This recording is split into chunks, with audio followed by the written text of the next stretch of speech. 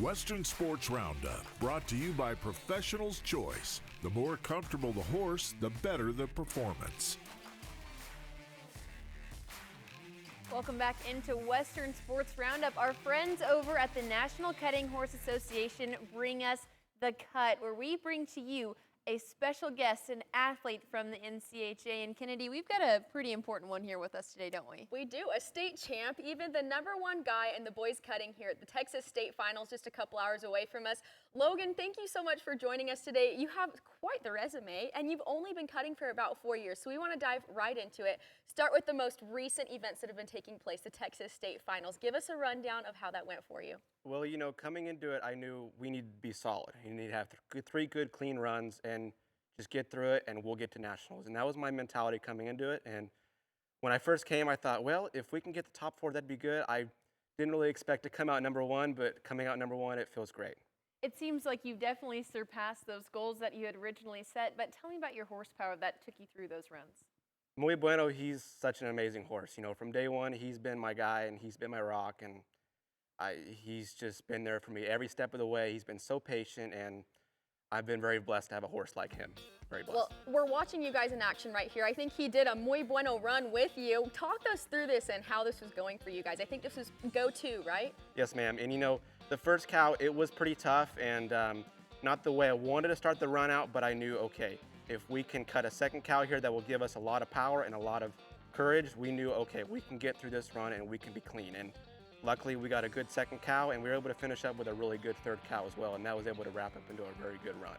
I love your self-talk that you take yourself through, because it sounds like you're extremely grounded, but to do this, you have to have an outstanding team behind you as well. Tell me about yours and how extraordinary they are. Yes, ma'am. They are just an exceptional team. First off, Don Pooley, Marcy Blanchard, my trainers, they have been there every step of the way for me. They have been so encouraging, so supportive, and they breathe life into my horses. They have truly given a good home for my horses, and they've taken exceptional care for them, as well as my pen help, Josh King, Mike Ferris, Corey Trammell. They've been there every step of the way and have taught me so much. And lastly, my mom and dad, they've been there from the very, very, very beginning. I probably wouldn't be standing here without them, and I wouldn't be the man without them.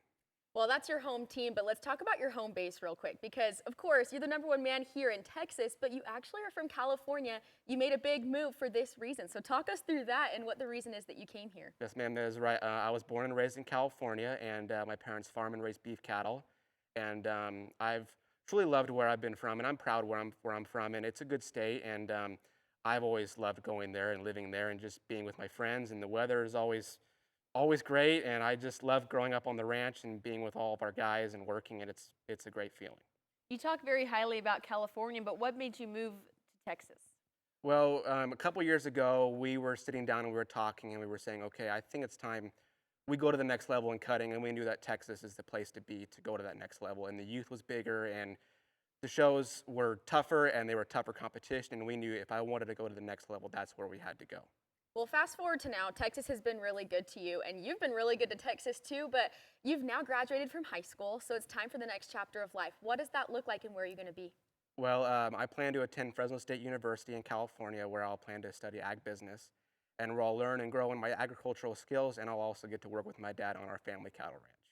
A bright future ahead for you, Logan. Thank you so much for joining us today on Western Sports Roundup. Congratulations on your accomplishments, and good luck in your future endeavors. Thank you. Thank you for having me. Yes, we appreciate having Logan here on The Cut, brought to you by the National Cutting Horse Association. They also do some spectacular things for our military service. Let's take a look at what they've got going for the Summer Spectacular. We will be holding our NCHA Military Cutting Challenge. The concept is we pair members of the special operations community with some of our elite trainers, and also provide them with horses so they can experience the thrill of learning how to ride a cutting horse. So we're looking for any and every option that's out there to help our guys heal. And you know, we always hear equestrian therapy. You hear about it all the time, but for my demographic, for special operations guys, this seemed really appealing, because it's not just working with horses, you're competing, it's a sport. There's more to it than just a trail horse walking.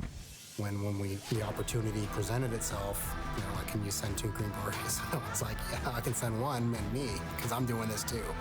So this is a great opportunity. We're really appreciative.